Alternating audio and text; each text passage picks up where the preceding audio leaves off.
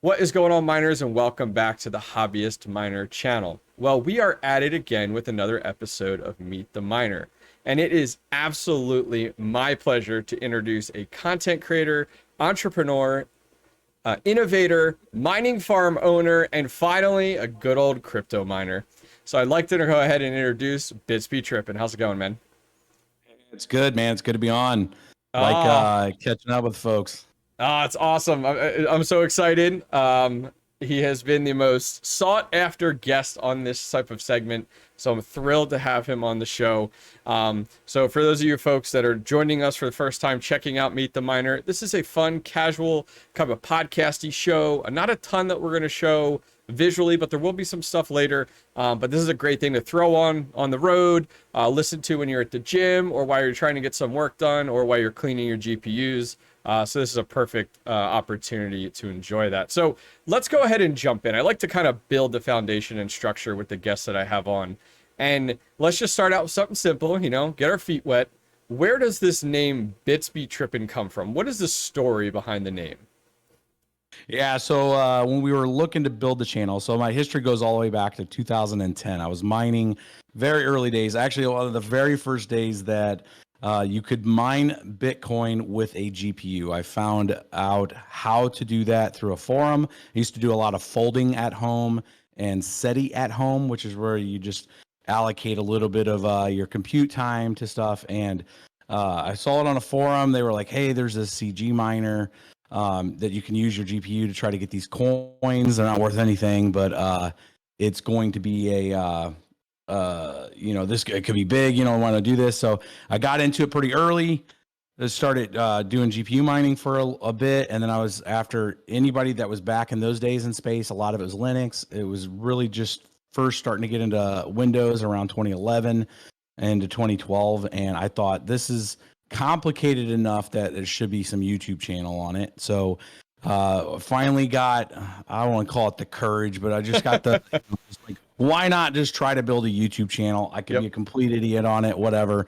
But I also wanted to do something that was kind of catchy from a name standpoint. So if you ever go to our channel and go to the very first episode, it's a kind of an introductory to the channel, and it has a little like one verse rap to it. Yep, and I've heard it. Yep. Yeah, that rap. So I wrote just essentially a handful of things that had to do with mining at the time, and as the verses came together, the rap essentially kind of let forward to the name of the song. The song kind of let forward the name of the channel, where it's like, if you're not paying attention to your rigs, and this still applies even today in 2021. 100%. Like if you're not paying homage to them every once in a while, they'll be tripping fuses. They'll be down. You'll be having issues. So it was like this bits be tripping, like Bitcoin bits, the whole thing. And it was like, it just was catchy, and just, our group of friends and stuff that were part of it at the early days.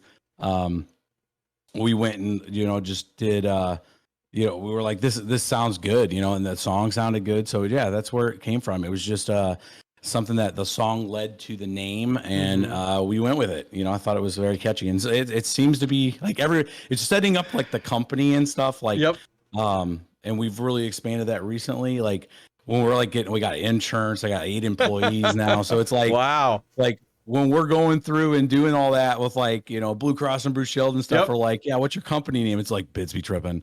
And they're just like, every time we get a laugh from people. So I'm like, I know it's a winner. It's memorable. It's definitely memorable, which I think that's what your goal was originally. Yeah. And it's really funny, when I was like trying to do my homework for this show today, I went back. I always go back, check out the oldest video, last few videos, and I came across that one, which it has the rap to it and everything like that. And I was like, this is different, but we'll roll with it, So it definitely makes sense. So for you, mining came before content creation, is what it sounds like. Oh yeah, years before content creation. And it was really just learning how to, read a forum. Forums are very dimensional, right? So you don't have there's something from an observe a report standpoint when you're doing stuff with a mining. And like, if you're going back to look at a forum, or you're trying to make a comment on something, It's, you know, it's very, you know, we see it in Discord and some of the other stuff where you're trying to explain something to somebody, and there was no video content. Like when we made videos, I think I was the very first mining channel that made content that I've seen. I mean, there's some people that would show maybe a miner like back in 2011, but most of that was posted after our videos, right? So it was like, oh, I took videos back in 2011. Let me show you this video, you know, but nobody made content around it. So it was really kind of a, how do we approach it? And it was, you know, this stuff's hard. And, you know, why, you know, I was running development teams at the time. So I worked on a contract. I was a senior lead developer and a delivery manager. So it was, I'm always up in front of, you know, large audiences anyways. And I'm like, you know what, let's just do this. Like, let's try to help people get through the first rig. And then, you know, circumstantially you'll get kind of a, I think it's the Cunningham law, where if like you say something wrong and then somebody will correct you on the internet. In mining, that's actually good. You know? So it's like 100%. You're doing it one way and they're like, dude, you're an idiot. You should totally you know, clock your settings this way and you'll get this hash rate. And I'm like, thank you, good sir. You know, for passing that information along. And you know, I think anybody that's in this space that is looking for content in this space, or if you're a content provider, the one cool thing about mining compared to a lot of other, you know, maybe gaming would be close to this too, but where there's a huge amount of contribution to getting things right and righteous, you know, on your settings and stuff. It's a very complimentary, even though the game theory would tell you that it should be where everybody stays quiet, right? Because you're effectively reducing your yield by the more people that join. But what I found very early in the mining days is the more people that understand on how to mine, you're going to get a microcosm of those people that'll stay with mining. Then you're going to get some that say, you know what, I tried it. I have the t-shirt. I moved on. I'm just buying coin, because now they understand, you know, where it comes from, how it works. And they're just like, you know what, there's a lot of effort there. I'm not going to do that, but I'll be a counterparty and I'll purchase the coin. So I think it kind of front runs involvement. You know, it doesn't front. I mean, we're not even going to talk about price hardly this week, you know, tonight. It's going to be the involvement in the space. And, you know, the more people that are in the space and upholding security, that security number goes up. And then people will question like, oh, well, that's not very profitable. The initial people will, because they'll be like, should I get in or not? Because it makes money or not. But the people that really fundamentally understand it are what carry some of these networks. And then the counterparties that want to purchase it will be like, well, it's not making enough for me to join, but I'll buy it. Yeah, right? So which is very common. You know, you find a lot of people that's very common. You know, they kind of get in, that they're interested, that FOMO, that, you know, needing to be a part of it, they get into it. And then I think one of the big scares too is just the upfront costs. Like this hobby, this passion is not cheap. It's very expensive, especially in the current supply chain market right now, especially in your situation at an enterprise level. And I definitely agree with you. So they take that next step, which is like, I want to stay involved. I'll move to purchasing. You know, I'll move to trading. Because it might be cheaper for you to put, you know, if you're only going to be all in like $400, $500 to start, like you can buy a GP, a used GP for that. It's kind of hard to find, and you're not getting the equivalent value that we would have got, you know, 2 years ago, 3 years ago, right? You're buying a 470 or, you know, a 1070 now for $400, and you're like, geez, that was like brand new prices, right? And that was a 2018 GPU. So they're not getting the same value for output. However, the coins are worth a lot more. So it's kind of this weird conundrum that puts everybody on the supply chain side at risk, you know, with are you going to purchase and are you going to get stuck with it if the prices pull back? And I've always looked at mining long-term anyways. I think it's in front of us and we don't even realize it most of the time. They're like, well, mining is going to go away. Mining is never going to go away, because people were mining before it was worth anything, and they were doing it from a participation standpoint. You just scale down is what happens. So you'll have actually more people that'll have one or two rig or less, because they'll happily pay $38 a month to pay their power bill on a pretty efficient rig and still participate, right? And still be part of that community.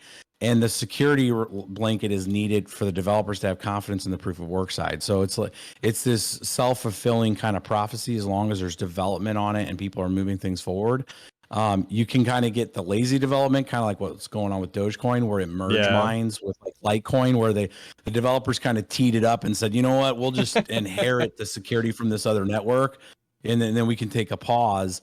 and at least the network will stay sustained because it's now piggybacking. And I kind of look at like, like it's an MMO, and it starts off with a lot of servers, and then eventually when it spins down a little, they start merging, right? Yeah. So this is like Dogecoin kind of merged with the with Litecoin to kind of just piggyback to still have the network security blanket. But you can tell this man was a gamer when he starts giving MMO, things out there. And that's like every MMO. I think it's like every MMO except for something like WoW, like World of Warcraft. Every other MMO, it's like, it comes out of the gates. We have 25 servers, and then a month later, it's like we're down to 3. We merged everybody's realms together.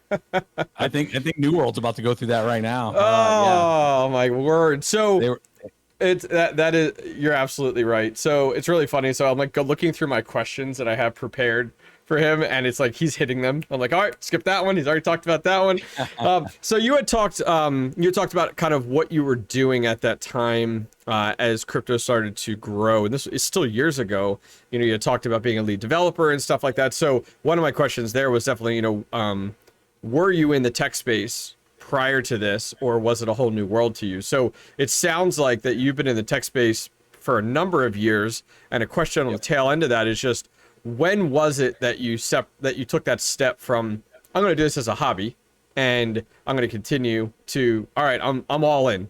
This is day-to-day job is crypto mining. When was that for you? Yeah, so I actually still do a lot of contract work and stuff. Okay. Still, even today, just because of some of the stuff that I get involved with extracurricular activity on that stuff. But so I do keep still kind of a day job right now. Even I really didn't need to have a day job after 2017, but I still kind of kept with it. But the 2017 really was like the click, but we were already well on our way in 2016. Okay. So, BBT Farm really expanded in 2016. A lot of the, the RX 470 cards, when the RX series came out, is really where we scaled it, right? Okay. So we had a lot of the Sapphire 470s, the stuff we get all the hate mail on, like, oh, you took all the GPUs, and it's like they were literally mining edition with no output. Like, you're not. How dare you? How dare you buy the thing that was designed to do mining? Yep. I get it. It's still on the wafer, and it's still using a RX series, but so the 470 series, the 4 gig and 8 gigs, and then when the 580s and the 570s came out, we kind of upped even more on those two. So our farm was like we say it was 2,500 GPUs. It was actually a little more than that, about 2,800 with about 300 to 500 being retail GPUs. And most of that's what everybody saw on the channel, where I would buy stuff because it was local to me, and I'd buy sometimes 6 of them, and then we would do a mining rig on it. And it was really for the content generation at that point, just to see, and for my own edification of like what's one series versus another. And I remember in the late 2016, early 2017s, nobody was covering NVIDIA cards. And when the 10 series came out, I started covering them, and then a few other channels started picking them up too. And I was like, hey, these are looking good, especially around the Zcash time, So like most of the farm for our side was RX cards, but we're up there cleaning right now. We're cleaning up most of the old cards right now. We're moving them through Crypto World, but I have a whole bunch of 1060s and 1070s that were retail cards. The 1070 SC DT edition, 8 gig cards. We have a couple rigs, full 1080 Ti rigs, 1080s, a few range of like the classified 1080s. Because those were so expensive at the time. They were $550, for a 1080, and most of the 1080s were like $420, somewhere around there. So, at the time you just had to get what you could, and then when 2017 blew up, it got real crazy. And then we lived through the bear market, right? With the farm. Good for you. Our power was okay, but it was, there was a couple times where we were definitely upside down on power. We were paying for power, and then we just chose times like March of 2020 to shut down and clean rigs. Yeah. $86 ETH price. It was about 17,000 for the farm a month in power cost. Wow. And that was a little over 6 cents all in, because our rates were a little different. It was a little lower. Yeah, then versus now. Yeah. So yeah, it was 6 cents all in, a little over 6 cents if you look at destination and delivery. But at $86 ETH price at 200 terahash, it was you needed to be around 4.5, 5 cents to be even at that rate. So yeah, I mean, I look at and that's why I try to do a lot of the spreadsheets and stuff. And we haven't done those recently. I've just been insanely busy with hiring folks and trying to build out the BBT services and stuff that we're doing for the larger community. We're doing auditing service, we're doing all kinds of other stuff, and we can get into that a little bit. But yeah, definitely. The scale of our farm and just being part of it. Yeah, 2016, 2017. Okay. Time frame. Cool. So we're gonna jump ahead here because I definitely want to respect your time, but I also want to give folks some more of an insight of just kind of now and also to the future. But I think you've definitely, kind of spoken towards your history in the scene, being around that 2011 time period, which was the infancy of a lot of, where Bitcoin started and all that types of stuff. So, so jumping ahead to more present, when did you go from a home miner to like you were mining at home, kind of like my situation now, to all of a sudden we have a true mining farm versus like I call my mining room a mining farm, but for you a true mining farm for walls, more on an enterprise level. When was that for you that you took that step from one to the other? Yeah, it was 2016. So okay. And I define it as so there's small miners is if you're under your 200 amp service at your house, right? So if you're under that, you're considered pretty much a small miner. You might have 14 rigs because they're a lot more efficient now. Yeah. But when you get into like a mining shed and you have another 200 amps brought to your property, then you're kind of getting in that mid scale because now you're dedicating 200 amps to it. From mind you, this is GPU mining. ASIC is a whole other level. Because of the power consumption of an ASIC is a lot higher than a typical. I mean, it's like 3 rigs. For one ASIC. So, you're about mid scale. When large scale is when you're talking 800 plus amp service. Okay. Which means now you're probably dealing with the transformer. And you're probably stepping it down from 480 to like 208. Commercial. Now that starts to when you start what I would start to call like mid scale. Because you're dedicating a whole other space that you probably have rental costs and all that. And that's where we get a lot of calls. We do a lot of like consulting calls with people that are kind of on that edge. They're like, hey man, I have 200 amps in our backyard. I have 200 amps in my house. But I'm looking now to transplant all of that somewhere else because like their wives or something's flipping out. That never happens. I don't know what you're talking about. Hey, it's a crawl, walk, run thing, but yeah, 100%. Hopefully they're kind of coming along with the ride, and they see the income piece of it. But when you go off site, and the very first thing you look at is your cost and price. Like you have to, you got to aim for the lowest possible cost at those kind of scales. You're probably looking at the best case 7.5 to 8.5 cents per kilowatt all in. That's your delivery. That's everything. At those scales, when you're only at like 800 amp service. So then you'll get like an old machine building or something that already had like a lot of quote unquote power there. Which just means it probably had a larger. And it's pre-wired. And you could have an electrician come in there and kind of retool it to the specification that you need at 30 amp plugs and all that. The higher scale is when you go to. I would say ours is a medium to large farm from a GPU standpoint because we have 3,000 amp service, but our transformer can handle all the setup we have outside can handle 2.5 megawatts. So that's when you start getting into 3,000 amp, like the big box that we have at the farm, that's 3,000 amp service is stepping down from 480.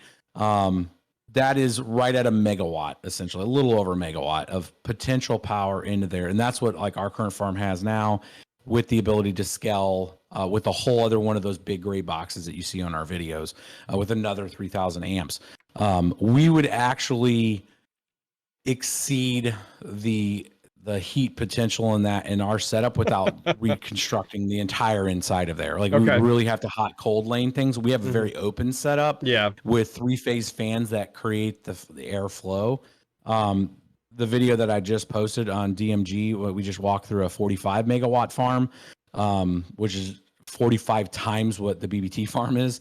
It was impressive. It was really good. Yeah. Whole different level, different design where, there's hot and cold lanes, a lot more engineering that went into it. They're venting up open setup. So like literally there's no louvers. It's literally just open, and it creates such an air pressure in there that they're not worried about like sideways rain. Even like it's gonna direct the water away from the building. It was really because smart. it's essentially about a 45-mile-an-hour wind coming out of all those vents.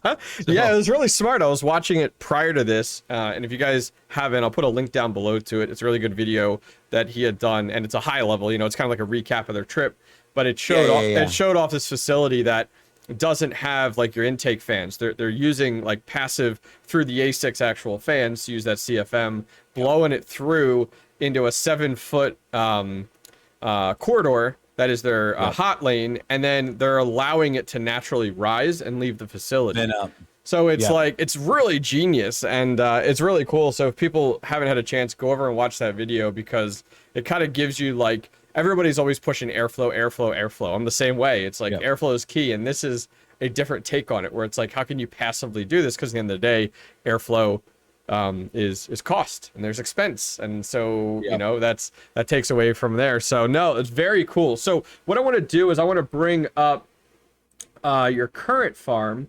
These are some pictures that you sent over, and we'll just allow you to kind of run through and kind of tell us what we're looking at, and we'll kind of chat from there. So what are we looking at here? Yeah, so the way we had set this up, so these are like shelves that you get from Lowe's. Okay. And then they had like these little inserts that was just wide enough to put the screw risers down on the boards. So these are actually just like literally the cards set perfectly in there, and then the with the little 2 tabs where the card usually goes into a slot in a case. They kind of overhang, which then holds it in pretty steady. And then the power supply and the motherboard is just behind it, all kind of screwed down. But it was a very lean, open design that allowed us to very quickly service them. Okay. So that with having the riser mounted onto that. So this was a design that BBT Todd came up with to make it where we could service things extremely fast. Yeah. Literally, we just pull the PCIe connector on the top and then just pull the GPU right up. I mean, it was like effortless to reservice, a 7-card setup like that. It's so smart though, because like individuals like myself and other content creators that are in that hobbyist space, we're all about like the frames, and you got your cooling fans and stuff. And then you see something like this where it's like, it's a board with everything screwed to it, and it does the job. And so it is a great reflection of like one end to the other. Like when you start out the bare minimum and you don't have a lot of financial backing to go ahead and like build a rig, it's like, don't spend the money on the frame, get a piece of wood. Like you could start minimal, but now on the flip side, look how that's kind of returned back around. Like everything's circled back around. So is this what a majority of, we'll talk about previously, because you guys are going through quite an evolution right now on your farm. Is this what most of your farm had looked like up to more recently? Yes. Yeah. So the racks, 8 racks of each of those little boards. So it was roughly 2,500 of those Sapphire Mining Edition GPUs. Love it. RX 470 and 480s. It was about almost 500 of the 4 gigs, and then the rest was all 8 gigs.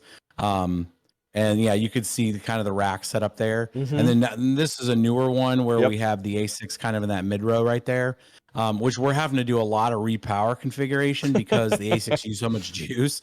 So we actually had to take some of those, the 2 top rows are down completely in this picture where they're just not on, because we needed to transfer power to the ASICs. We have enough power in the in the facility even right now to do this. It was a PDU issue, right? So we had only so many 30 amps ran to these racks because it was really set up for a GPU farm, not an ASIC. And we're splitting it. So we're going to have a handful of ASICs in there. And then, we have 100 in there now, and of the S19J Pros. And then we're switching over to RTX 4000s and 5000s. Yep. GPUs. So NVIDIA. So we're going from like an AMD to a mostly NVIDIA shop, but then switching, we're going to have a few racks that are going to come in with, I'm actually testing the new, was it BCP 160s? I think it's BCP or CP. I can't remember. It's the newer the CMP. Oh, XFX ones. No, not the CMPs. It's the actual AMD with the HBM2. It's the brand new one. They just released them like 2 years ago. Okay. So we got 6 of them on. I'm waiting for DHL. Hopefully we'll have them next week. just to test them and make sure. They're supposed to be 70 mega hash right now. Ooh. They're the newer HBM2 cards. I think there's a lot more room on them. I bet you we can probably get them into the 80 mega hash just based on, you know, the infrastructure.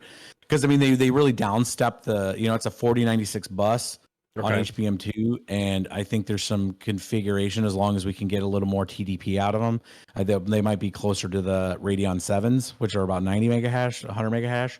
So we're going to try those, and if those work good, and depending on temperatures and stuff, we'll, you know, we may get a load of those too. But again, all mining edition ones, we're trying not to pull too much at the enterprise side on, you know, the you know, not commercial, but the, you know, retail market folks. Interesting. So I'm really curious, take a quick step back.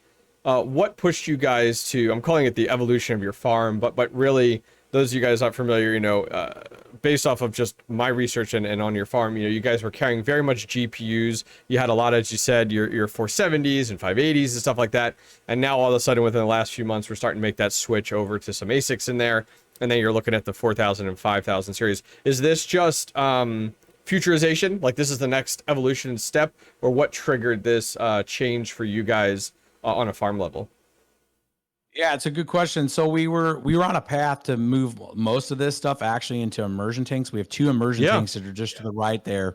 And we started to go through that build out, and then right next to where our farm is, they started ripping up the road, and we started getting a lot of dust. And the one thing we didn't want is have to filter a lot of dust in that immersion tank. So we kind of put that on pause. We didn't realize they were supposed to not do that because of all like COVID and all that. They were not going to move forward with that, but then the project moved forward to then start ripping up the road. We started getting a ton of dust in there. And mind you, like 6 months ago, we were doing a video showing you guys that we were cleaning everything, and there was just like a layer of dust on all the cards. So we, you know, we're like, if we're going to go back through and clean these again to put them in the immersion, or should we just, should we make the decision just to get the next generation, and then that's what we'll use. We have 2 immersion. We bought 2 immersion tanks. So it was like, let's get at least some of the new cards in the immersion, and then we'll shelf the rest that we can. Or, you know, it's like a science project right now. We don't know if it's going to be a better thing or not. But to give you an idea, like the whole immersion setup right now is like 50 G's to do the, you know, like 800 GPUs, which is very expensive. So like if you do that, divide it, you know, do that divided by how many GPUs, you're almost doubling the cost of some of the GPUs. So it's like, is it going to be worth it or not? Like we definitely are not going to do all of it immersion just because like that's beyond going all in. And that was merely for the factor of the heat, right? For the heat management was going the immersion route. Part of it's that. So I mean, it is in Wisconsin. That farm's in Wisconsin. It does stay pretty cool through, you know, 3/4 of the year. But you know, it does get up to 90 and 100 degrees, and you know, heat ends up being a little issue. And with these newer cards, especially, you know, they actually generate a little more heat than those RX 470s didn't generate that much heat, man. Like they were real good. You know, most of the time they were 46C under full load. Their junction temperatures were usually hovering around 70C. I mean, they barely, and that was like on an 80-degree day. So those are my first 12 cards. Like I still have them. They're my first 12 cards I bought. They're great. They're Ravencoin all the way on those suckers. Just let them run. And they run Raven at like 13 mega hash. So I mean, like they're great. They're fine cards. And yeah, here's one of the things that we have a couple of these in the farm. Those are we do that's a dielectric fluid. So it's like a, you know, it's not mineral oil. It is kind of a little oil based, but it's Branson EC 400 fluid that's in there right there. And that's, we use ultrasonic cleaning. So, you know, we pull the fan and the plastic off, and then we'll clean the card itself. We'll pull the heat sink also off and then throw them in there. How often are you doing that, do you think? So that was an annual cleaning. So all of the cards in the farm over the 7 or 6 years. Oh no, we're at 5 years on those cards, right? 21. Yeah. 2016 is when we got them. So, we've done it 4 times. So we skipped the first year. But you know, those cards, I mean, whoever gets these cards, like they look brand new. Like we've cleaned them. I mean, they look literally brand new. And every time we repaste them, we use like thermal grizzly. It's all like high end stuff. We've done the pads one time. thermal pad. So it's inexpensive. Like we put in a pretty good expense, but mind you, we bought those cards for $209 a Oh piece. my To give you an idea. gosh, that's crazy. Oh, that's So funny. yeah, Yeah, Red Panda must be talking to you because I literally just saw him pick up one of those units this past week.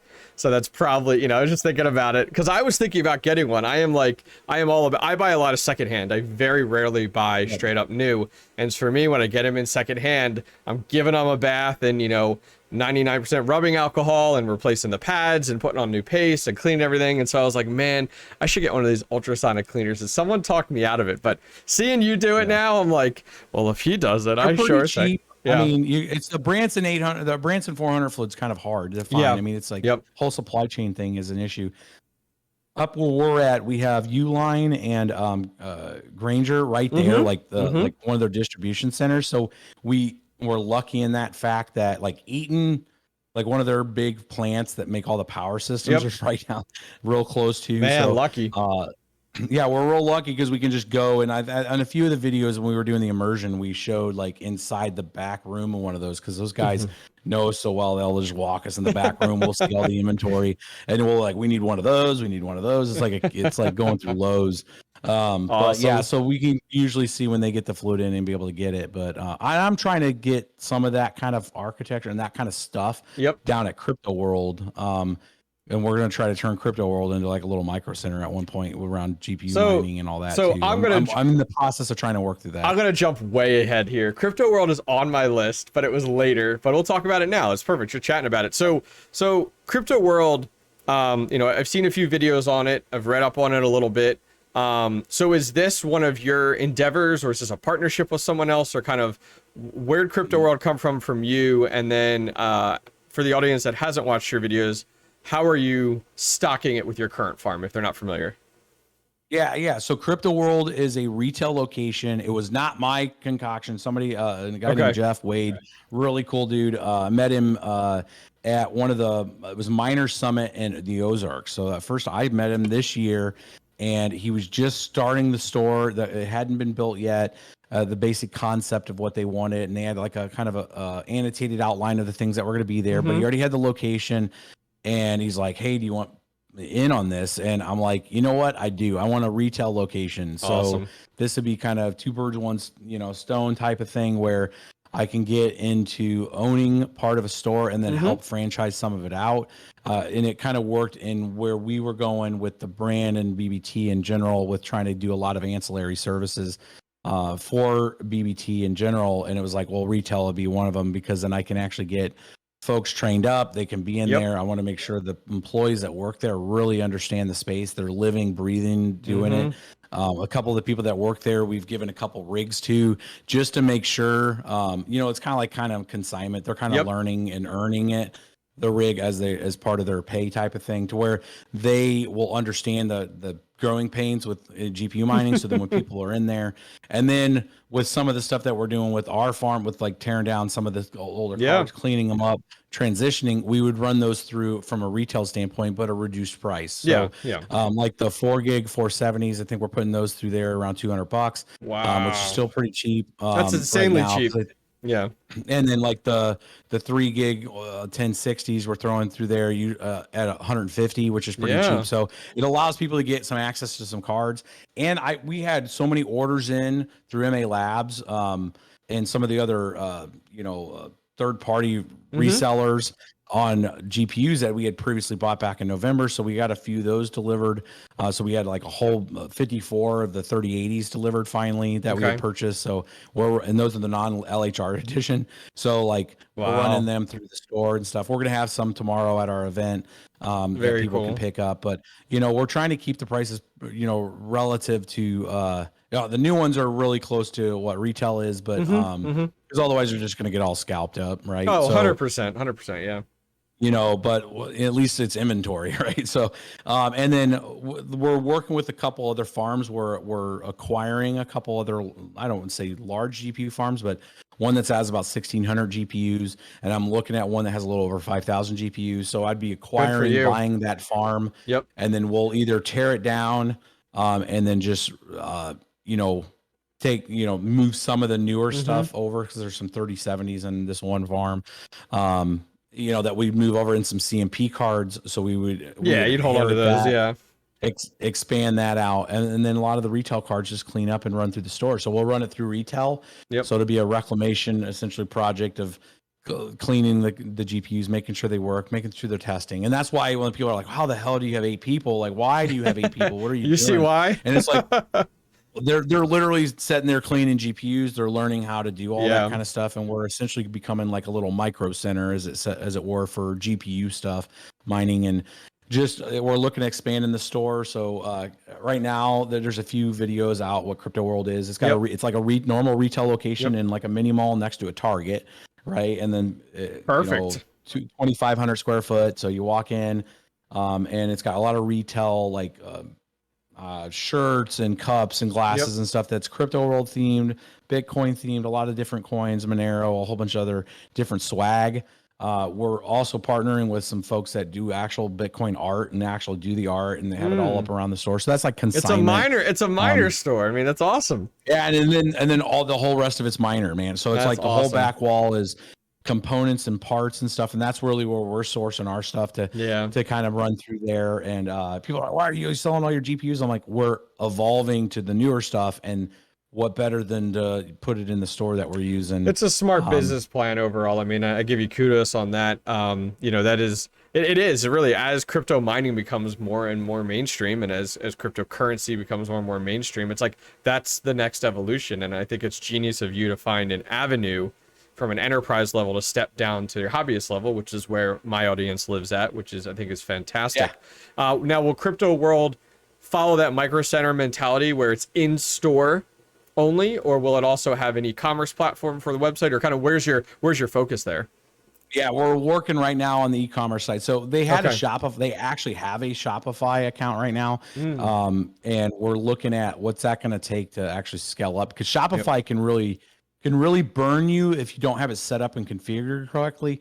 If you get like a crap ton of volume, like right? So the helium miners. I don't know if you saw the helium miners today. Yeah, I heard of the MTD, and I haven't done. I haven't done anything with helium yet, and but like and it's not that we wouldn't. I mean, I had a couple questions with it early in the game of like from helium, and I need to actually have like a conversation with like helium folks, and maybe we'll end up putting some of their miners or something in the store. But I'm not against it. I have questions. But you know, we want to make sure that people can get access and that the botting and all that stuff. Yeah. But then, you know, the drops will be just like anything else. That'd be perfect.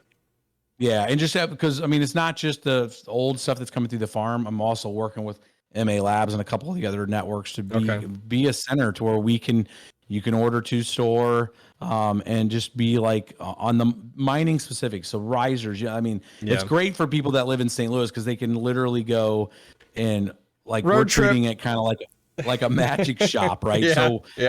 Like if you buy a piece of hardware, like the risers are free type of thing. So it's like, you know, because we have a lot of old risers and different versions of risers. So like, you know, I brought in like, I don't know, 1,800 risers. Wow. So we had boxes of risers that we had just over the years, we had switched from like version 4 through version 7.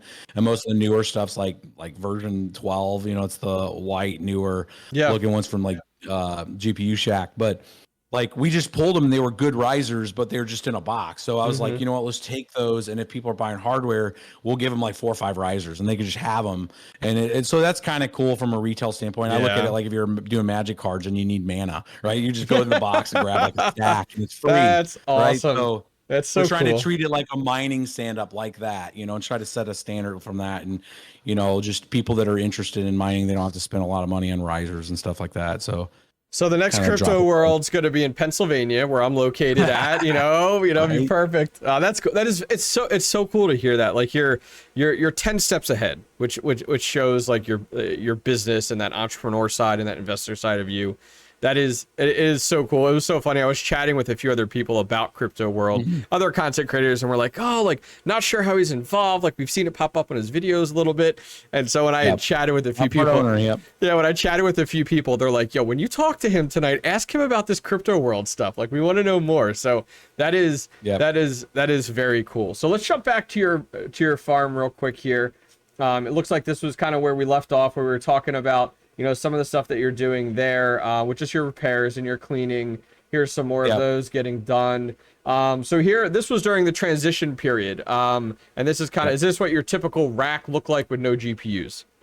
Yes, correct. So you can see them screwed down there, and the motherboard's screwed down with you know, the grommets, you know, the spacers underneath. And yeah, you can see the PDU there. So those are 30 amp PDUs. And you know, we would run we'd run them all the way up to like 20, 22, 24 amp max. Okay. On the 30 amp PDUs. And I mean, we've had a few go down.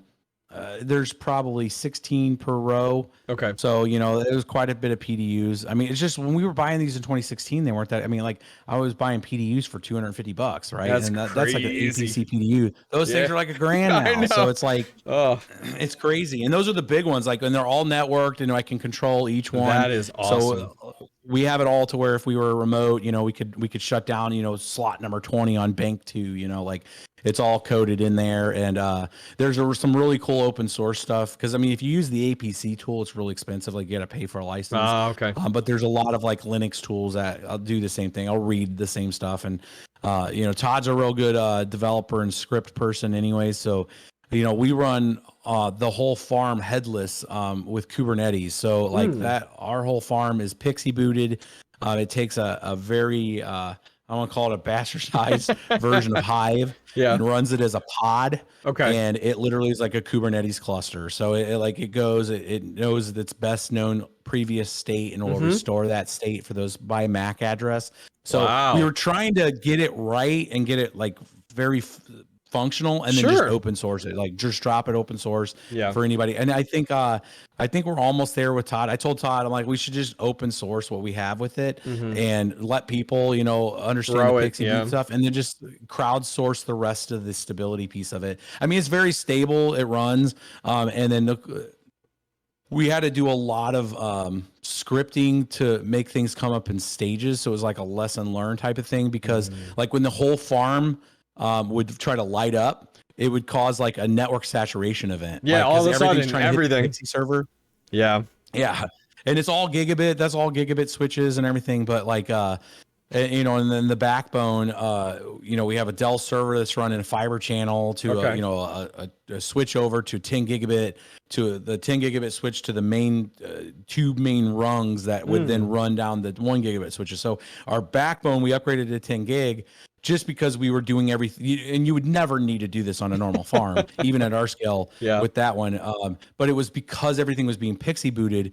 When everything was just on 1 gig, it was just like, it took so long to boot the farm up. Well, you had network congestion that was occurring, and it was just a disaster. Yeah.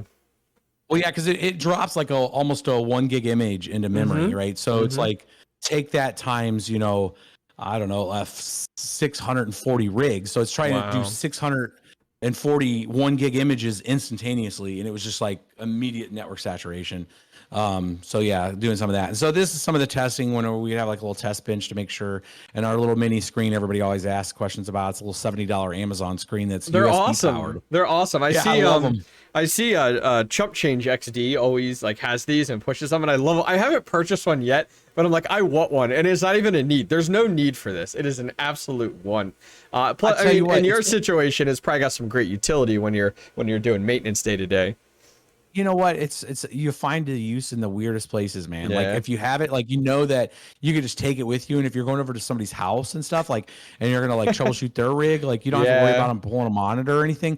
I literally keep one of these in the car, so it's like that's smart. I can just plug it into USB and plug it into you know, HDMI, and then I have, you know, a 1080p screen that's right there in front of me, and it's like, it's effortless. Like carrying a monitor sucks. So it's like, oh, I agree. They're worth every penny. It's like, you can sometimes find these for like $60, $50. Most of the time they're $70. But, you know, use camelcamel.com. I don't know if you've ever used. I haven't, but now I'm gonna have to after you mentioned it. So you copy that site, camel. It is a parsing system that keeps track of all pricing across Amazon. So like if you copy an entire URL from Amazon, let's say you're on this screen and it says $69.99 or whatever. You copy that URL, you go to camel, and you paste that into their little search box, and then it will give you a EVE Online style like splattergraph of every price that's ever occurred with that with all the vendors, and you can see if it's like you're overpaying for it. Well, we're gonna overload that site soon, so let's go ahead and do that. That's awesome. It's like the best site ever that nobody knows about. Secrets. Yeah, we're gonna throw it on my channel. Let's do it. I'll tell everybody. I don't care. So like, you know what? Because what happens is we end up getting better products out of it. Everybody will kill the site, and then we'll get a better product out of it. That's true. That was like more recently. I started through Newegg. I found Newegg refurbished, and I started buying some of these MSI boards that are like their M7 series, and they have 7 PCI slots on them. And I was buying them for like $42 from China, and they would take like 30 days to get in. Well, I released a video on it, and you know, I don't consider myself a big YouTuber. I mean, I think I'm just about 40,000 subs almost. Because I'm new. Like, I started in February, and like 2 days later, I get people hit me up. They're like, they're now $150. Thanks. I'm like, come on, sorry. so going back to this image here, is this pretty cookie cutter for kind of what your rigs look like? So, a 1200 watt power supply, EVGA, and then what motherboard are we running there? It looks like an ASUS. I can't tell the exact model. So with that one, that's the B250 Mining Expert. Okay. That one right there. So. More than half of the farm was the H170 ASUS board, ASUS Prime. And then we have some Z270s, and then we I want to say it was like 400 of those boards. And then we had a couple hundred of the B250s. Okay. And remind you, we were buying we switched to the B250s like in the middle of when everything was down, and we were buying B250s for like $40. And I sold mine a few months ago for 500. So yeah, it's insane. Like, we still have some. Like, I told Todd we got to pull some of our extra stock down. And it was like, well, what if are we going to need some from backstock? And I mean, I think we still have 2 cases of them. So that's I think crazy. 12. So we have at least 24 still new ones in a box. Good for you. Because we bought them when they were like $50. I was like, let's just buy as many as we can. Because they were like the vendors had so many of them. Like, this one vendor sent us a message. I use this one out of China that's E-Energy.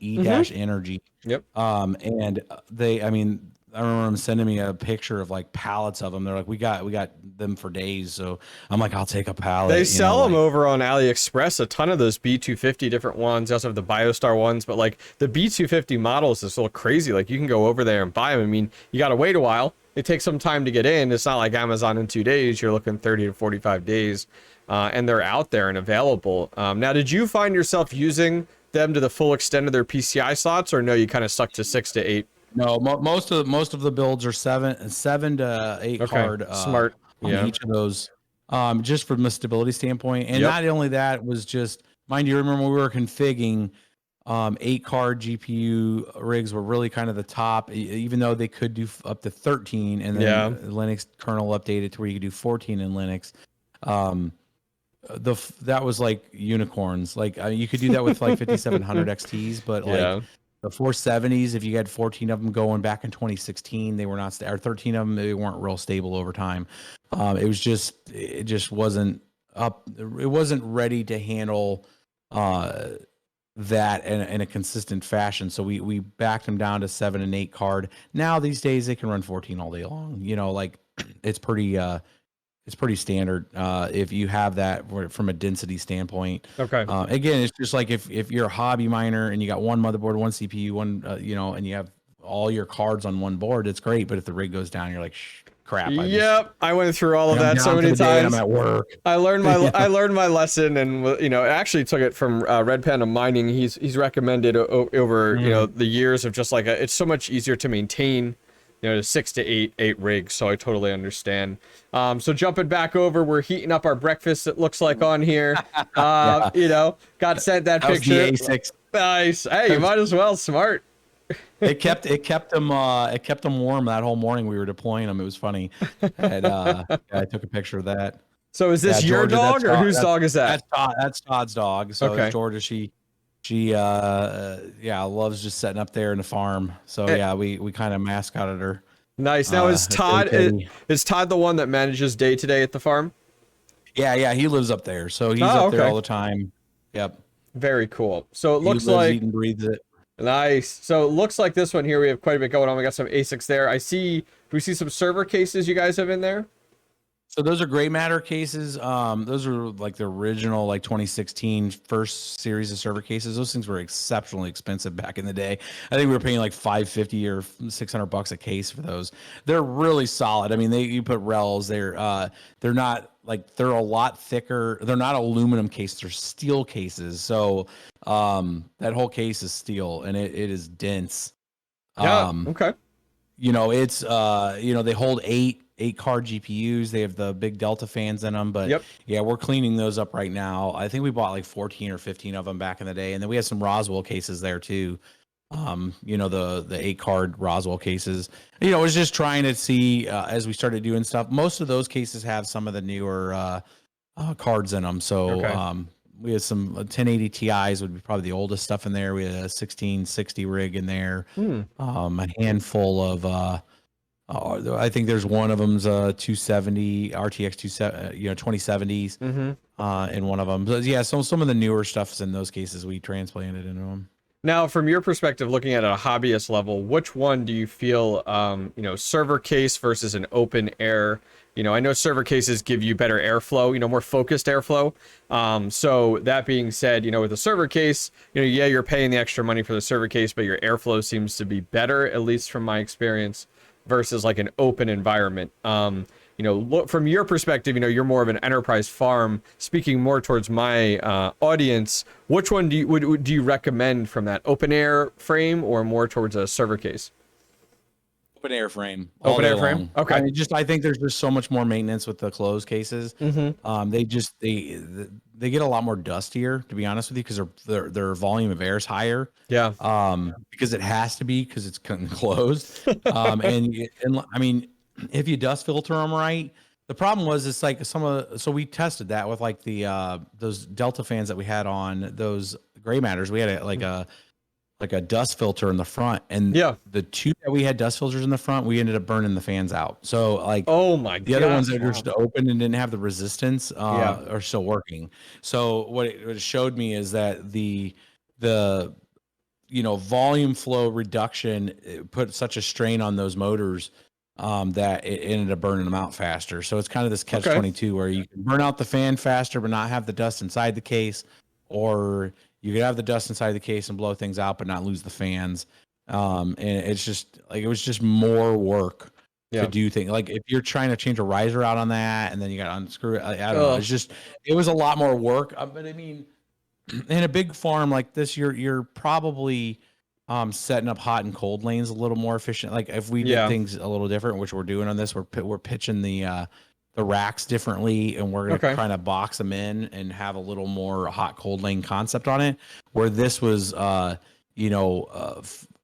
in air from louvers behind this pictured image across all the entire farm, and then exiting the air on the other side of the way we're looking on this image here towards the back. What ended up happening was the back cards ended up baking a little more than the front cards that were getting all the good airflow. It was just over time it ended up being a more bad design, but these cards were so good at tolerant that the difference was my front cards were always 46C, and the back cards are 56C. So we had a 10C difference, delta. So they were absorbing some of the heat a little more.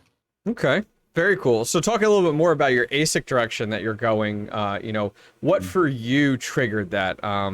What made you go, okay, we're going to evolve from GPU farm to kind of a hybrid?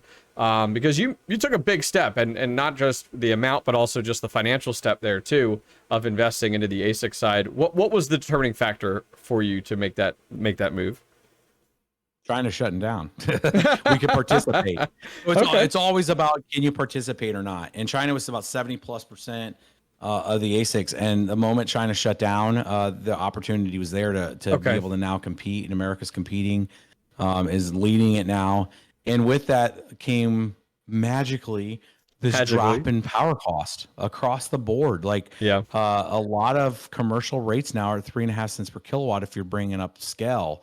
And that's the kind of going rate right now. The 3.5 cents per kilowatt is like the de facto standard. Now you got to be getting your scale up to around 10 megawatts to probably achieve that. Okay. However, like it's a start. So like you can get probably around 5.5 cents per kilowatt, kilowatt in certain areas with the right, power companies in play. And they're all wanting to compete, and it all comes back down to stranded power. Again, America has a great infrastructure and was building a lot of renewable energy anyways. Yeah. And the thing that people miss on renewable energy is unless you have batteries to store it, you have to shut it down. So that goes with hydro, that goes with anything that's renewable, right? It actually goes with anything with power, but the difference is like they could shove coal into a thing, or you can, turn on the hydro and let water flow, or it's got to go somewhere. Yeah. It's got to go somewhere at the end of the day, where you can control it a lot more efficiently with like coal and oil. But and gas, if you're pulling a lot of the oil up, you got the gas, coming with gas it, runoff and all that. So it's a matter of like working with power providers that have excess potential power, and especially if they already have infrastructure in place where you have wind farms and all that, and you drive by them and it's windy and they're not moving. It's because they don't have the demand and they have nowhere to store it. Yeah. So it gives you an opportunity, if you see that in your area, to go, wait a minute here. Like, let me make a call and say, hey, I'm a high power user. Do you want to turn that fan on and you want to make money on it? Because mind you, if they're not selling it to you and that fan's not on, they're not making money on that on that investment either. So it's this kind of catch-22 where they're like, oh yeah, we really would love to turn that thing on and sell that to you. And you're going back to them and you're telling them, hey, well, here's the going rate of America now. It's 3.5 cents per kilowatt. Can I meet somewhere in the middle with you? If I'm paying 9 cents or 12 cents, we get it down to 7 cents? And then I will consume more at 7 cents than you would make from me at 9 and 12 cents, because I'm not going to consume that, because it just doesn't make sense for me to scale at those rates, right? It's this weird kind of conversation. And if you can cut through the first few layers, you can get yourself into a position where I've had people, after saying this on a few different videos, make calls to their power company and they dropped them. They're like, oh, you're at 12 cents, and they dropped them to 9 cents. And they're like, man, I made a phone call and I dropped 3 cents off my kilowatt. It really can't hurt to ask in my situation. Yeah. So just being a home miner, as I started to increase my electric costs, I was like, okay, I need to find alternatives to this. And I made a video on this where, mine currently I'm at 5 cents.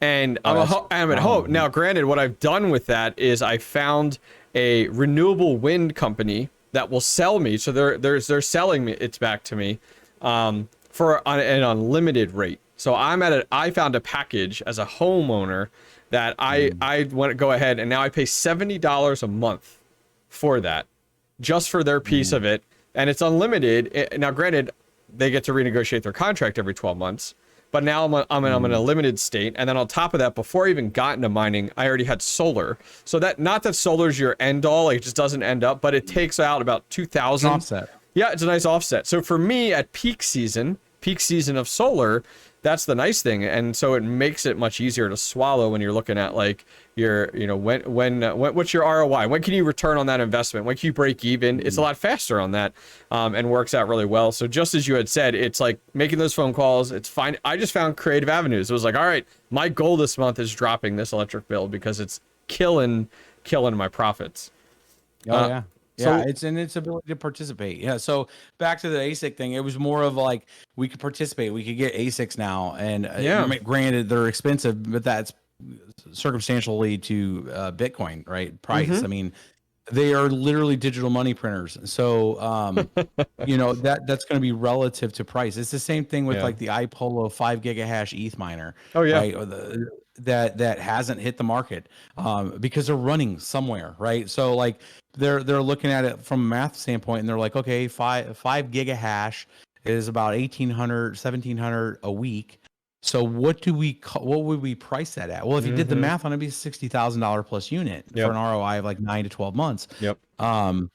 And they're like, well, we don't want to be selling $60,000 units to people, and then people coming to find us and try to burn down our facility because ETH decides to switch something over, and then they were able to ROI it. So so I mean, it's one of those things where they find one investor, maybe a better deal, and they sell them all to him, and now you got 1 or 2 terahash responsible for those iPolo devices, right? So, Mm. depending on what their build, the typical build scale like that might be 600 units at a minimum at 5 gigahash each. You start doing the math on that, and they're going to have a couple terahash, under their wing. And that's if they're not printing anymore. They're taking a huge potential risk of printing more units. So, even if they doubled that and they had 1,200 of those units, now you're talking 4 terahash. I mean, ETH's terahash right now is at almost 900 terahash. So, I mean, yeah, I personally wouldn't buy one for $60,000. But I mean, when their original MSRP, I think, was going to be 20,000. Well, it makes no sense for them to sell them for 20,000. Yeah, right? at this point, yep. Like 20,000, you're ROI'd in like a couple, less than 2 months. That's right? crazy. That's crazy right now. We're never. I don't think we'll ever see those until after ETH goes POS. If it goes POS, I mean, I'm still kind of on that thing where it might go hybrid. Wait and see. It's not even a technical issue. There's so many other existential circumstances to ETH switching over its consensus. But maybe it goes POS in a year. Who knows? But we've never been afraid of that happening. I've been anticipating that since 2017. So, and circumstantially, ETH has went up, but I think there's so much more price discovery in some of these other networks. Yeah. More people can participate. It doesn't take Raven that much. It doesn't take Ergo that much to go up. And when I mean relative, right, it has to go up like 2,000%. But I mean, that could be, a halving and a few updates from now. It gets massive price discovery, and now it can be competitive. And if you're a lower tier power pair, you can still participate, and then eventually it'll crawl, walk, run back into the scale again. So it's always happened. It continues to always happen. I think there's enough inertia behind people that mine, so I don't see it going away anytime soon. So let's jump through a few more photos, and then I have a few last questions regarding POS with ETH and also with Raven. I've had a lot of people say, hey, ask him about Raven. Ask him about Raven. So I'm like, all right, we'll talk about it. So jumping through here, this looks like this was the time period when you guys were cleaning out, getting things set up and ready to go. This is that 3,000 transformer, correct? Wow. Yeah, that's a 3,000 amp service. So you got the main line right there to the right, and then you got all of our 150 amp essentially nodes that go over. It's the fuses that go over to each of the panels that then break out to all the different 30 amp connections that we have in those. Yep. And then let's like more. This is one of the panels opened up, just kind of show people kind of the gauge of the 3-pole 208 that comes in there. Okay. But then services all each of those 30 amp breakers. Okay, cool. So that finished up our photos quick. So curiosity on your ASICs you were talking about earlier before we jump into some futurization stuff here and finish things up. You talked about China and stuff. Did you end up sourcing some of your new ASICs from China, or no, none of those were from any farms selling? Yeah, no, most of them I use brokers for it. So there's a few brokers. We have a deal with ASIC Jungle. So I've used ASIC Jungle's Charles from ASIC Jungle a couple times. They've advertised with the channel a couple times, but like I met them out in Miners Summit in Ozarks also. Good dudes. I mean, they're effectively broker dealers. Yeah. They're out of Canada, so they're a Canadian company. I met with them a couple times now. They're in Toronto, I believe Toronto. So I haven't went up to their facility yet, but yeah, I mean, they're good dudes, and I've referred several people to them. So yeah, look up asicjungle.com. They have stuff. Well, they'll host and then they'll sell you direct units. And then Watum, so WATTUM, is another company that's also a broker dealer. If you're trying to buy units shipped to you, they also do hosting. They have like 8 facilities across the U.S. So they're a big group and growing. And then of course Compass Mining, they're more co-host. So you can do mining at home with Compass.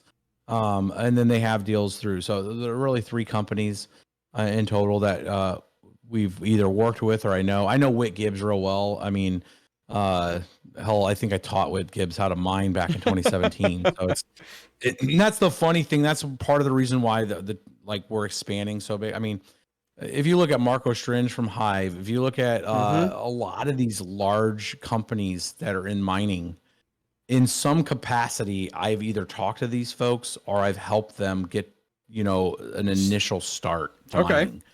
So because I've been doing this for so long, and they're all like, they're hitting me up. They're like, dude, like I learned mining from you in 2014. Like I built $100 million company off of it. Like, why are you still just like YOLO and a little bit of videos here and there? Yep. I'm like, well, one, I love it passionately. Yep. I would never, I love BBT. But yeah, we've expanded some services and business. And it's also one of those things. I was mining very early. So it got to a point to where I didn't really need to necessarily work. I was just doing the work for kind of the funsies type of thing. But like it, you know, I really like this space, and like I was fine with where we were at, but it was like, why don't I just expand this? Like, you know, we do audit services. We go look at mines and farms for you know, companies that are wanting to invest in larger farms. I have a couple other bigger deals where we're going to build out a big farm for a group. You know, potentially 10 plus megawatts. Wow, that's so we impressive. got a whole back of that, you know, with containers and the whole 9 yards. We're going to get into doing container builds. You know, we're doing the kind of meet the miner kind of thing, what you're doing, but at the bigger scale of like going to the mines, which we just did with DMG. I'm going to see if I can get down to Riot and, you know, that'll be very cool. Yeah. You know, do a site visit with some of those folks and stuff. So maybe Marathon or Foundry, you know, like talk to some of them. So like we're trying to really expand it out team wise. And then of course with Crypto World and all the retail side of trying to make sure that we can kind of build those out. We're going to have another location here near us, Edwardsville, Illinois.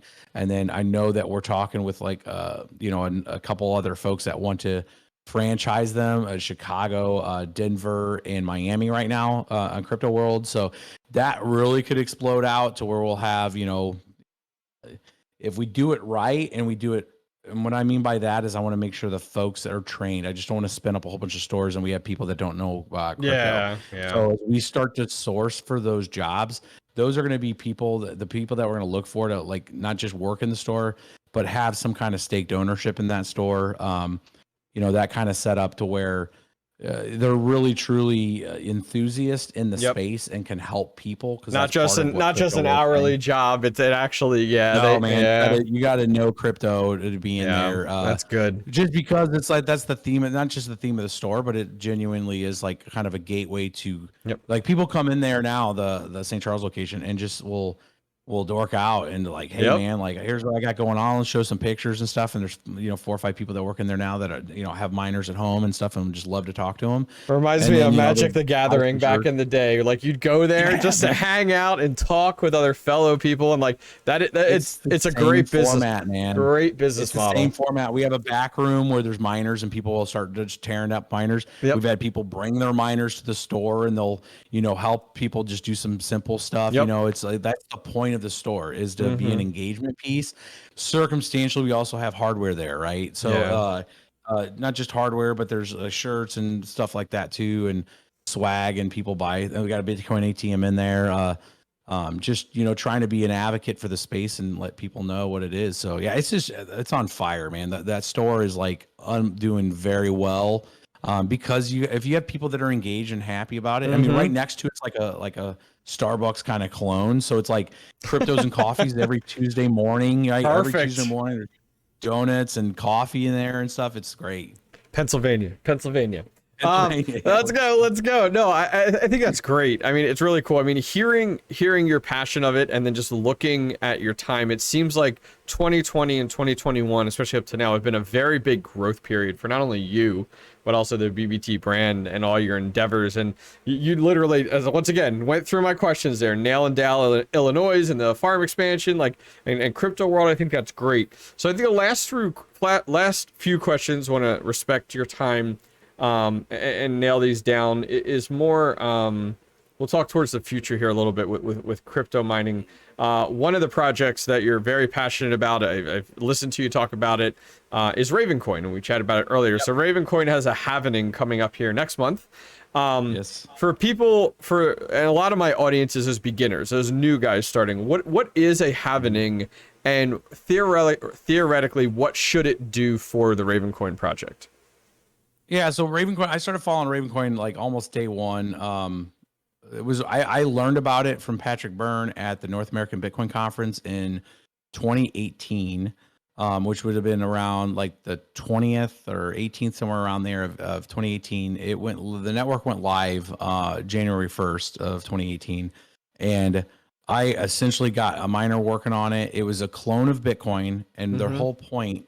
So Medici Ventures, which was a sub of Overstock, created it. So essentially, they forked Bitcoin, and they wanted to create, which is what most people, why people fork coins, is they're like, I got an idea.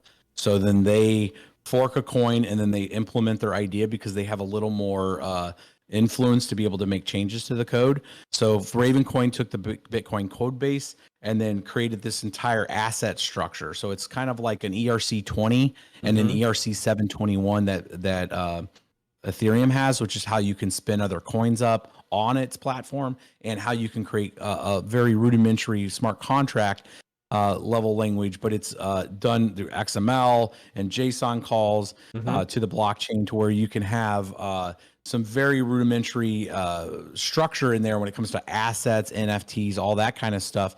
And they were doing it not because NFTs were kind of very new. They were CryptoKitties, came out in 2017. They were kind of using some of that basis, but their principle was around stock traded options and things that were related to the finance space and functions within the finance space, like the STOs and stuff, to where you could have restricted assets, you could have the stock traded assets, and try to clone what's going on in the stock market, but in a transparent way, not in a, these are closed door behind the books. You don't know really how many stock pieces are issued, and do it in a transparent way. So Medici Ventures helped build that. Tron Black's the lead developer, worked for them. And it was a very kind of enterprise approach at taking a layer one architecture from like Bitcoin and then adding those features. So I see where they were going. I was like, I like that. It's also limited supply. So instead of 21 million like Bitcoin is, it's 21 billion. Just added 3 more zeros. And its output is 5,000 coins every 1 minute versus what a Bitcoin started with 50 coins every 10 minutes, right? So they just kind of inversed and made it a little faster setup. It started with X16R on the algorithm side. It went through X16R v2, and then ultimately went into KPoW, which is a variant of ProgPoW, which uses the GPU a little more. So Ravencoin's about to go through its first halving. Every 4 years in coins that were forked off of off Bitcoin itself, if they kept the same rules, is this concept of this deflationary period of the inflation that comes out on every block halves. So it's a deflation of that inflation. So instead of 5,000 coins every 1 minute, it's going to go to 2,500 coins every 1 minute. And that's the same way Bitcoin had in its first halving, when it went from 50 coins to 25 coins. And then it went from 25 coins to 12.5. And it went from 12.5 to 6.25, which is the current range that we're in Bitcoin. And Bitcoin's going to split one more time. And it's going to go, it's going to split many times. But its next halving, Bitcoin's going to go to 3.125 per block on its next halving, where Ravencoin is now going to go to that 2,500. So it's going to have its very first halving. And if we look at, just the basic behavior that's happened with Litecoin has done this before, right? Litecoin was the same thing. It was a fork of Bitcoin using script as its algorithm. It's had halvings also. It's had a couple halvings now. And you look at what's happened to price usually with that, since you have a fixed upper limit on the asset.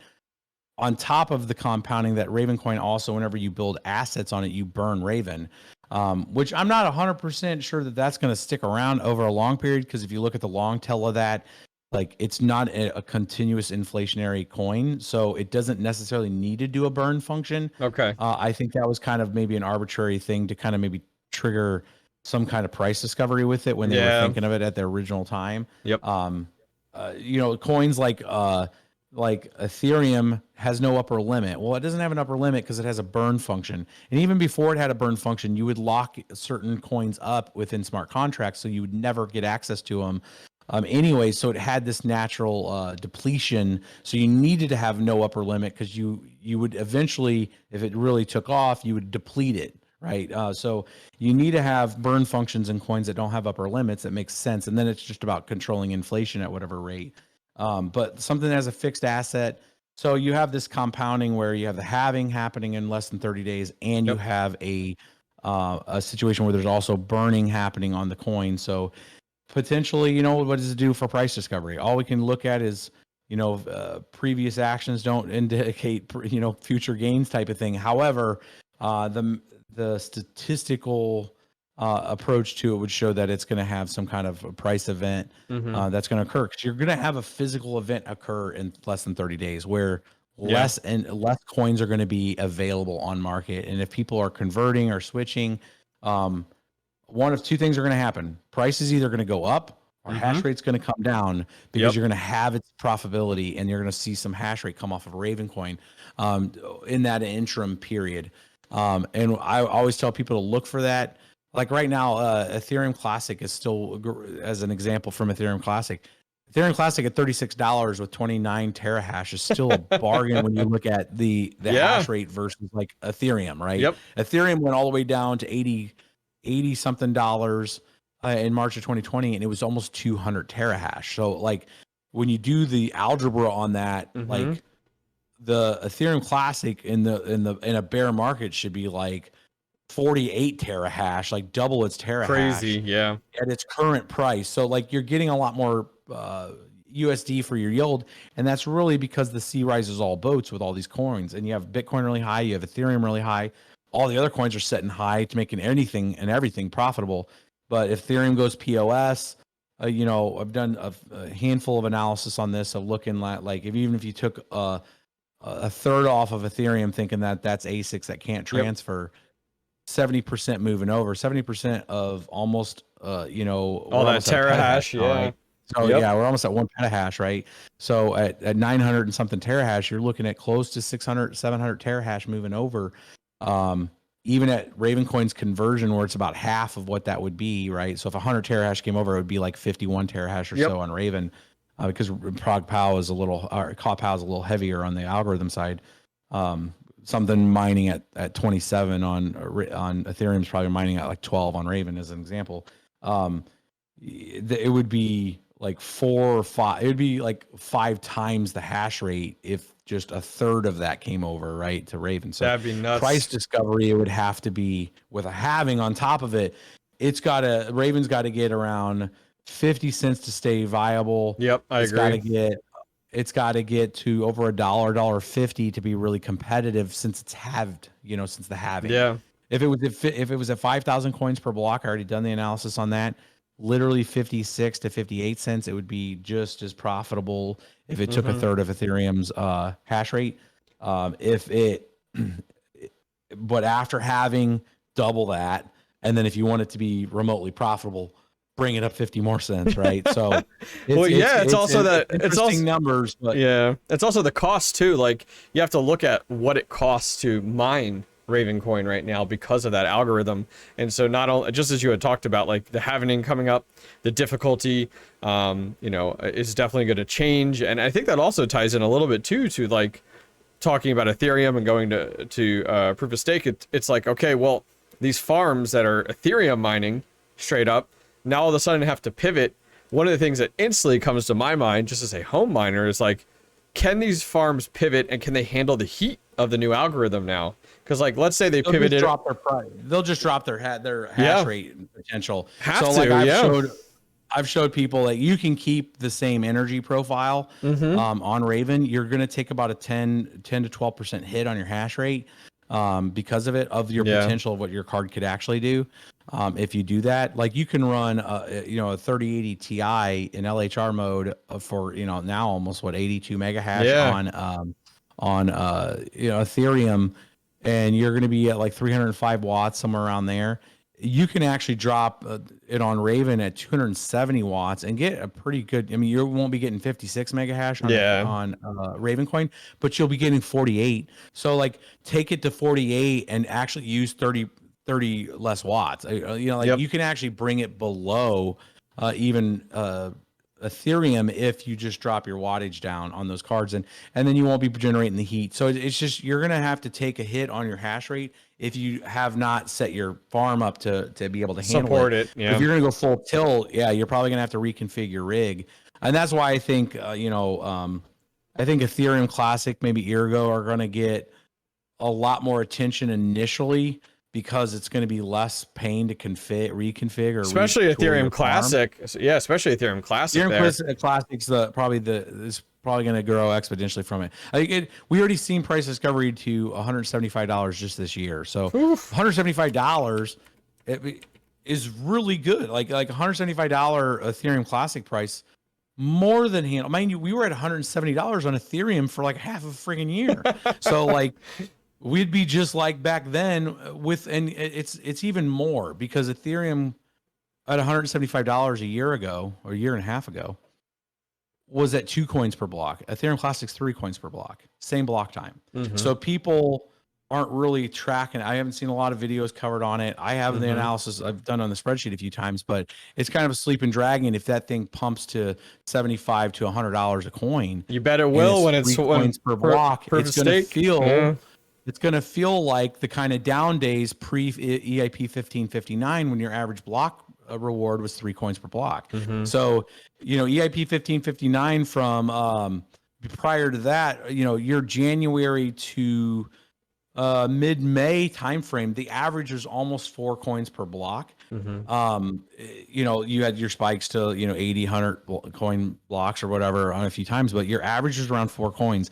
So Ethereum Classic is at 3 coins, and if it gets any price discovery, it can handle a lot of that in network. And I don't see why it couldn't, especially if they really lean in to the theme of like, oh, Ethereum's abandoned you. We can handle smart contracts. There's just not a lot of TVL locked on there right now. But like, it has, I think this world's big enough, and as more people scale into it, all of these chains are going to get activity. Just because we're still in this small microcosm of the world that actually participate.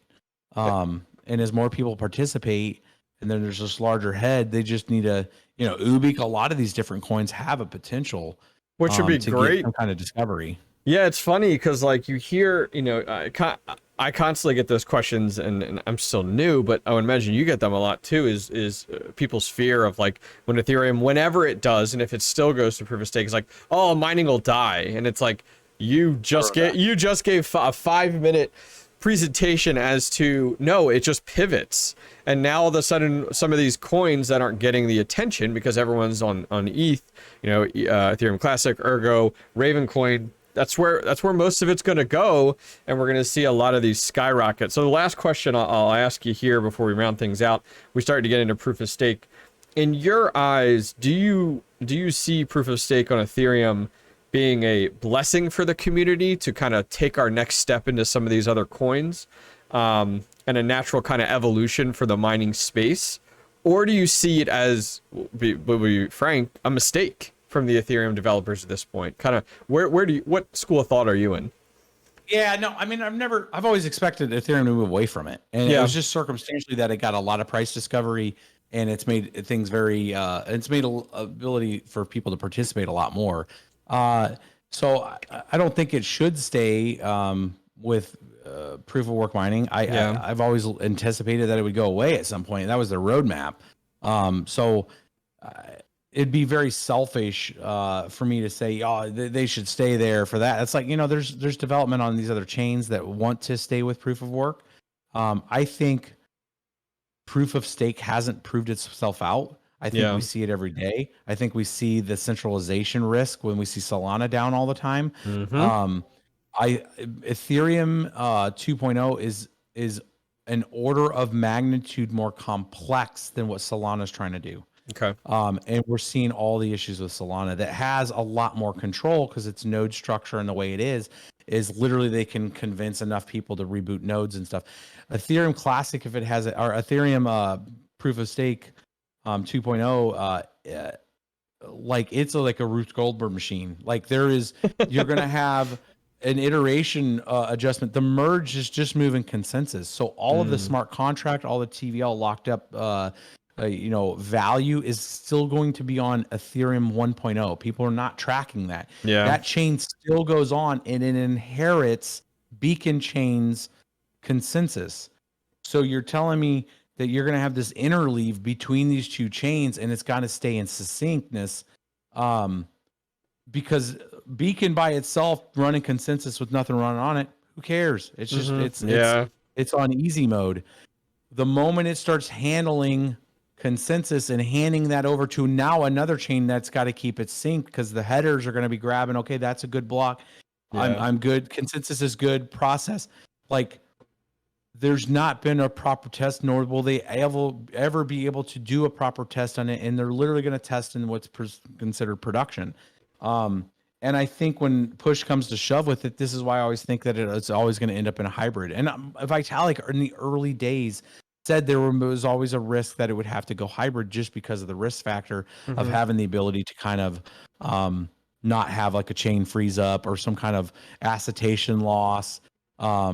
And just game theory issues that can happen and conglomerates taking over a majority of the network, just buying up all of these other nodes because they'll outbid a separate area, because there's a whole secondary market that could spin up when it comes to your 32 locked ETH node could be now generating more of a return of a value than just buying 32 ETH. There's this whole kind of concept that can occur from the game theory to where more conglomerates would buy because they want more controlling stake power. And the behavior is a lot different. You go from a random network to a deterministic network when you go to proof of stake, because they pre-select every block producer within an epoch. So you know who the block producer is. So if you're an ETH stakeholder and you're like, holy crap, I'm number 5 in the next epoch, I'm going to win one. You now have this whole entire other game theory that plays in fact, because you know who the next block producer is. Now, is that a bad thing? Everything I'm talking about isn't taking a poo-poo on this. So we don't know. We don't know the behavior of what's going to happen, because Ethereum is actually trying to do it different than Solana and Polkadot and all these others. And Cardano, the way it does its proof of stake standpoint, where they're still trying to quote unquote keep it decentralized, where all of these other entities, EOS, delegated proof of stake, went to 21 block producers. Solana, we've already seen that happen now with a handful of their producers.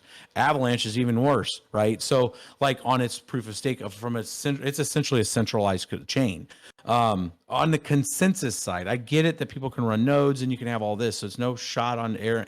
I forgot the guy's name, Siren Gear, the main person for Avalanche. Like, I understand they're building a really cool architecture that people are liking to develop against, and from a developer hat, it's awesome. Yeah, on that side, from a consensus world compute kind of concept, though, we have a lot of risk when it comes to producers. Like if you're on the gaming of that, so like proof of work has proven itself. When you can get lost on the internet and find one of our channels and learn how to mine in one night, and use your current hardware to participate and get a reward when you wake up in the morning and you're like, holy crap, like I just it has begun. The internet.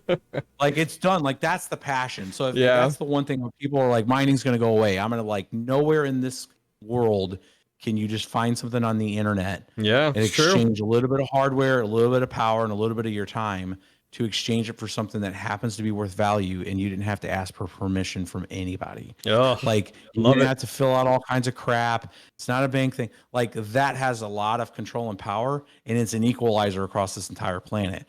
Anybody, it's not you or me living in the US, it's anybody on this planet can participate. Even folks in China can actually participate with some risk, obviously, where they can sit there and go through VPNs or use, a satellite connection, two-way satellite connection. Like, you can participate, and you're always going to have people being able to participate on proof of work.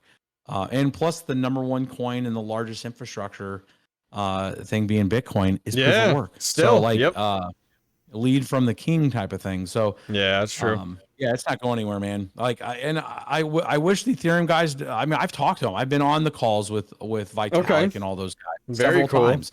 So if you go back to March's conversation for EIP 1559 from the Ethereum Foundation, you watch those. I'm on that video advocating for the miner with Vitalik and everybody else on the call, right? And I'm explaining for them, explaining to everybody like what the risk is by switching. I'm not gonna hey, this is the roadmap. I get it, but like, don't go blow up a $500 billion network and have egg on your face because you're trying to push an agenda that you're not ready for.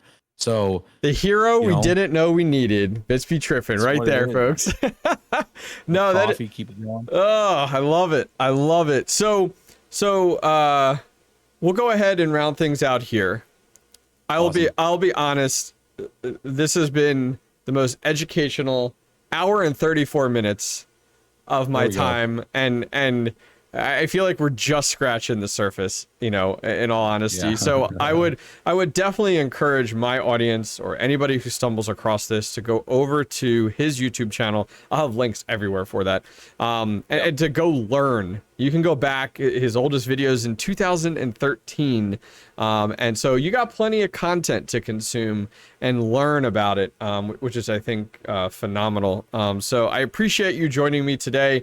I literally, not gonna lie, guys, I got through about a fourth of my questions, and I'm okay with that. I'm like, great. Like, I love tangents. You know, tangents are great, and I like to keep this casual. And I'm the king of tangents. No, that's okay. You know what? And some of the best conversations tonight and information came from a tangent that we went down. And that's perfect, and I like it. You are the longest now running Meet the Miner. You're now that you got that crown on your head now too. So I want to thank you very much for joining me, guys. Please go check him out. I'll put links to all his social media down below, so you guys can go ahead and enjoy that. And for myself and Bits Be Trippin, thank you very much for joining me tonight. We'll see you guys next time. Take care.